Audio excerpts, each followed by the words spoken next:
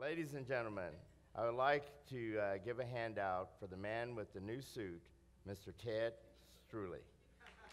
A story about a man named Jed. Poor mountaineer, barely kept his family fed.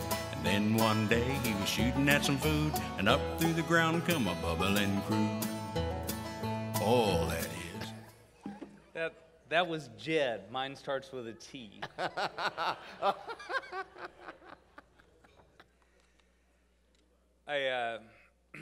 Since I get the last word, Byron, I can't let it go. You know, I've often gone home and told my wife Betsy how much I admire your fashion sense, and then I showed her a picture and she said, "No, that's fashion nonsense."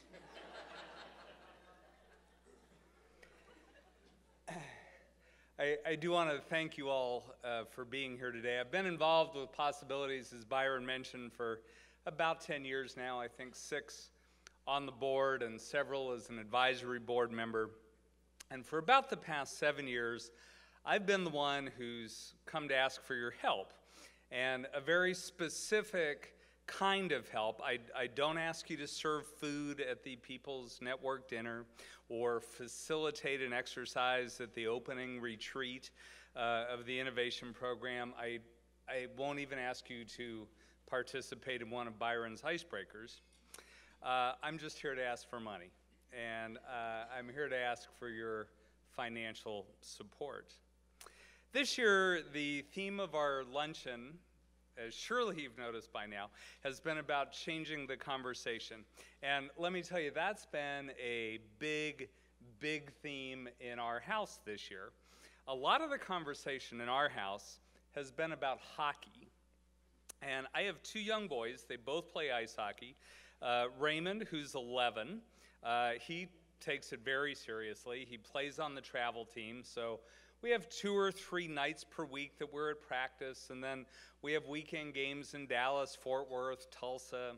This year we got to start the season in Odessa, and I can tell you there was a lot of conversation about that among the parents driving to Odessa for youth hockey.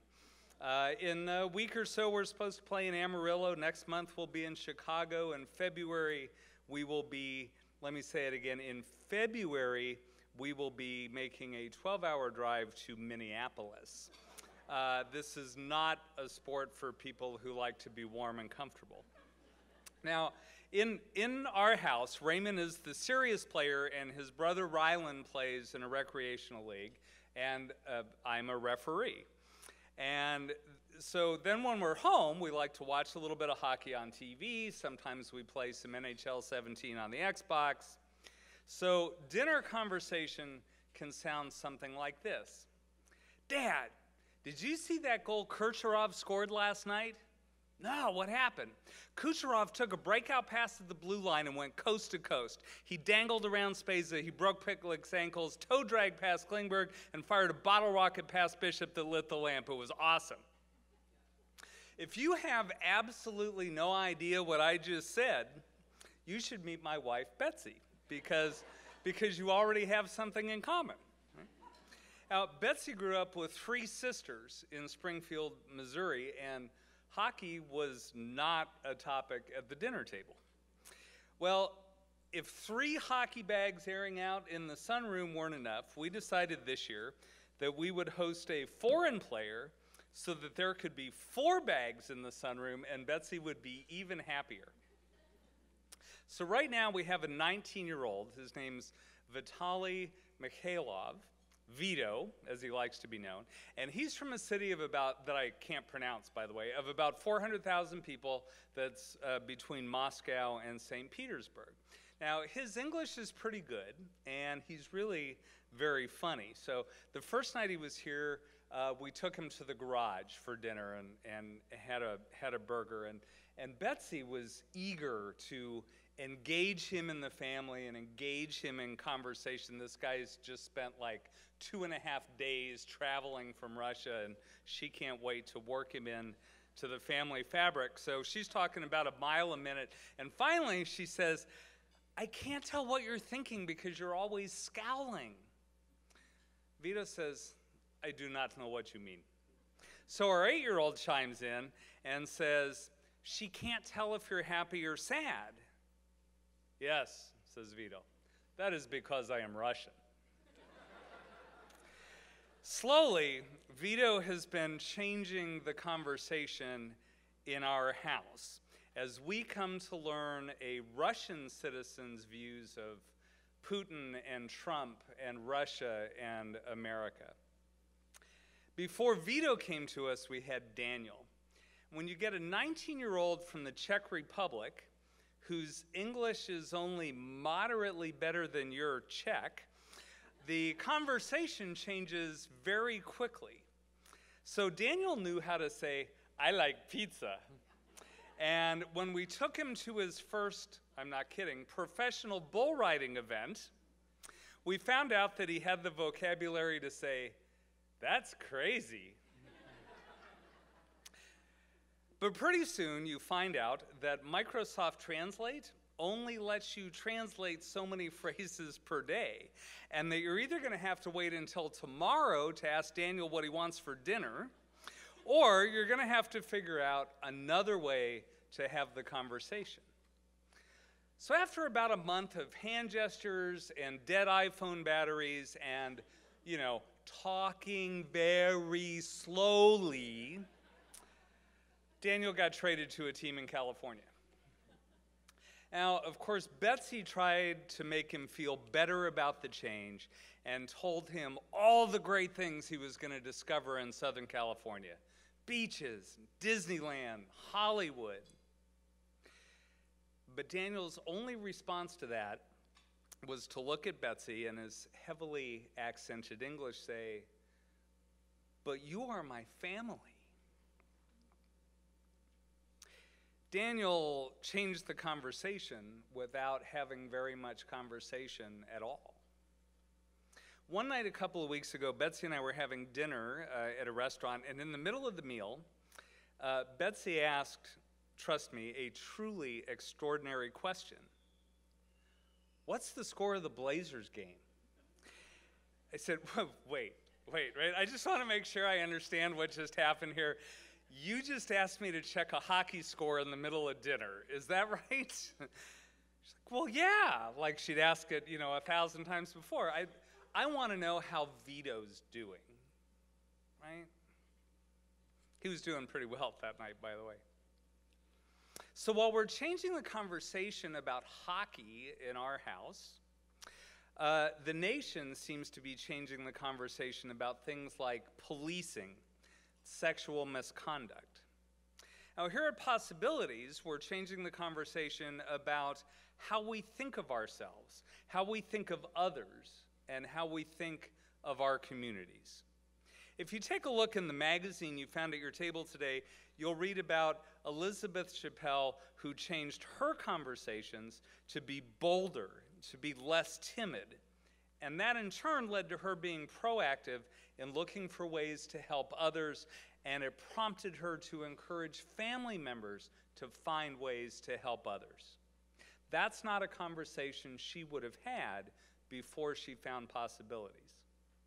You can read about Natalie Johnson, who needed to transform herself before she could transform the schools she wanted to help. Possibilities helped her change the conversation she was having with herself, and then the conversations she was having with those around her. You will read and hear story after story about how Possibilities has helped people change the conversation in their communities, changing conversations about how to live with drug dealers in the neighborhood to conversations about how to clear them out. Changing conversations about why they couldn't fix a struggling school to how they could. Changing the conversation about why that old cemetery looks so bad to why I should be the one to make it look beautiful. And I promise you, no matter what you talked about at your tables today while you were eating lunch, there could have been a very different sort of conversation happening. If you'll play along with me for just a minute, look at the person sitting on your right. Did that person tell you over lunch today that his son is scared to go to school every day because there are 8th graders who aren't just bullies, they're bona fide gang members, that he needs help figuring out how to talk to the school about his son's fears? How about the person on your left? Did she tell you that the lot across the street from her house has become a dumping ground for old tires and household trash, that she lives alone and doesn't know what to do to clean it up or make it stop? That she needs someone to help her so her neighborhood can stay safe and clean? And what about the person straight across from you? Did that person tell you that for years he was a victim of domestic abuse, and that ever since he's been so afraid to do the wrong thing that he just doesn't do much of anything at all? Did he happen to mention that what he needs is someone to show him that there's nothing wrong with him, that he can affect change? You probably didn't have any of those conversations at your table today. It was a nice, polite lunch, sort of like the coffee hour at the First Presbyterian Church. I know, I'm a member, it's okay.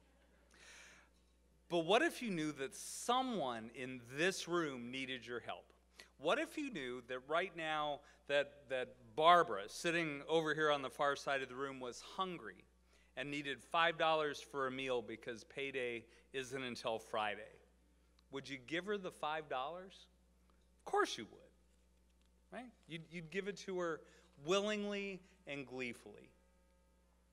What if you knew that right this minute, Bob, sitting on the other side of this room, had just lost his wife of 30 years and was so desperately lonely he was thinking about ending his own life? What if you knew he just needed some company? Would you be willing to have lunch with him once a week? Yeah? Would you be willing to spend an hour with him twice a week?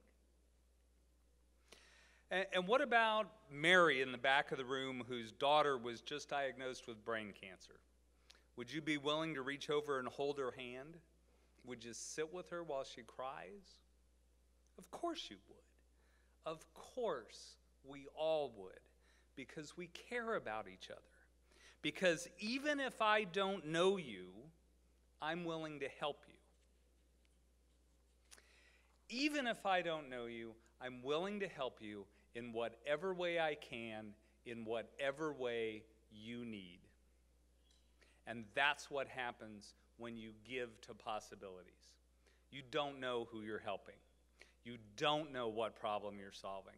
You don't know what someone needs. But do you have to know that? Are you willing to help a stranger make her neighborhood safer? Are you willing to help a teacher make his school a better place? Are you willing to help the man who is frozen in fear become a leader and improve his community? I know you are. Remember the story I told you about Daniel, our young Czech hockey player? Even though we had to change our conversation in the most literal way possible, Daniel knew that we were willing to help him, that we would be his family. And I'm here today to ask you to help. And I'm here to ask you to help somebody you don't know, because your gift to possibilities makes you a part of someone's family.